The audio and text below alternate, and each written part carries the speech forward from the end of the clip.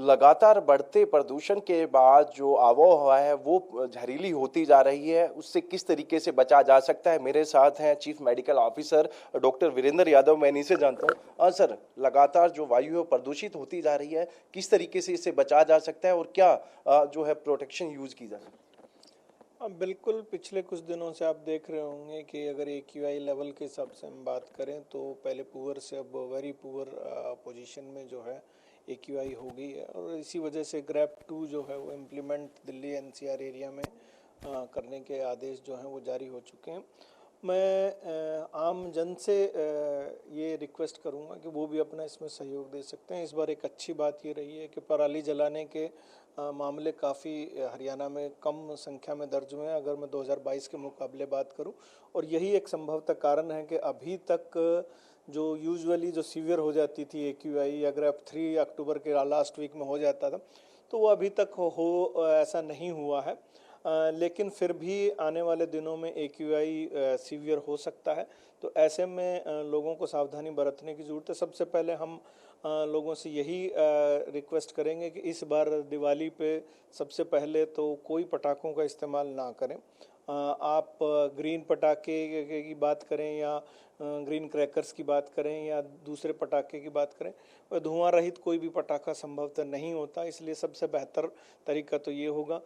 उसके अलावा जो है ऑलरेडी जो धूल के लिए उससे अपना बचाव रखें। घर में भी जितना हो सके आप ऐसे में पहले ही जब AQI सीवियर होता है तो आप मोपिंग जो है पोछा ज़्यादा इस्तेमाल करें झाड़ू की बजाय। ऐसे में आपको एग्जर्बेशन भी हो सकती हैं चीज़ों की, लेकिन अब अल्टीमेटली इससे बचने के लिए आपको करना मेन मुद्दा यही है कि आने वाले दिनों में संभवतः ठंड अब बढ़ने जा रही है। टेम्परेचर जो है ओस जिसको हम कहते हैं या ड्यू है, वो अगर जब होना शुरू होगी तो AQI सीवियर भी हो सकता है और ये स्थिति बिगड़ सकती है। सर, किस तरीके की जो बीमारी हो सकती है, क्योंकि जो वायु है वो प्रदूषित होती जा रही है, इसकी वजह से क्या इफेक्ट पड़ता है एक आमजन? इनिशियली सबसे पहले इसका इफेक्ट जो आता है COPD या अस्थमा के जो पुराने मरीज जिनको हम कहते हैं दमा के मरीज, सबसे पहले उनमें एग्जर्बेशन होती है, उनमें सांस लेने की तकलीफ बढ़ सकती है। पुराने हृदय रोगी जो हार्ट फेलियर के केसेस रहे हैं, जिनकी रिकवरी हो रखी है, उनको दोबारा से सांस लेने में दिक्कत आती है।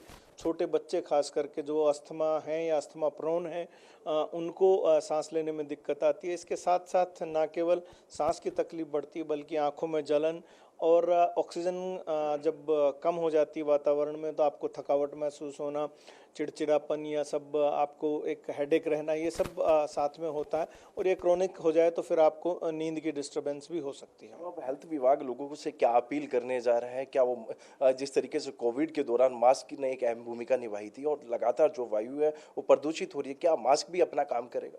मास्क की इम्पोर्टेंस हमेशा से रही है। आप यदि कुछ कंट्रीज़ की बात करें, अगर मैं नाम नहीं लेना चाहूँगा, उन कंट्रीज़ में मास्क का प्रयोग हमेशा बहुत प्रदूषण को रोकने के लिए पहले भी किया जाता रहा।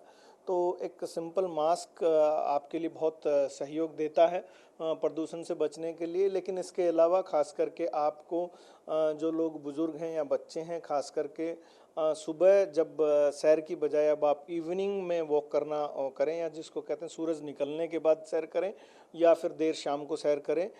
सुबह बल्कि ज़्यादा जो है वो उस वक़्त ड्यू या ओस की वजह से जो प्रदूषित जो वातावरण है वो ज़्यादा हो जाता है। ऐसे में आपको ना केवल सांस लेने में तकलीफ़ होती है बल्कि आपकी आँखों में भी जलन हो सकती है। इसलिए आप पहला तो ये भी करें। दूसरा, हम इसके साथ लोगों को ये भी सलाह देंगे कि यदि आप पहले से अस्थमा से और हार्ट फेलियर से या किसी अन्य रोग से या इम्यूनिटी कॉम्प्रोमाइज़ किसी डिजीज़ से वो हैं, तो आने वाले कुछ दिनों के लिए जब तक संभव हो तो आप घर में रहें। जब कोई अति आवश्यक कार्य हो तभी आप बाहर निकलें या ट्रैवल करें।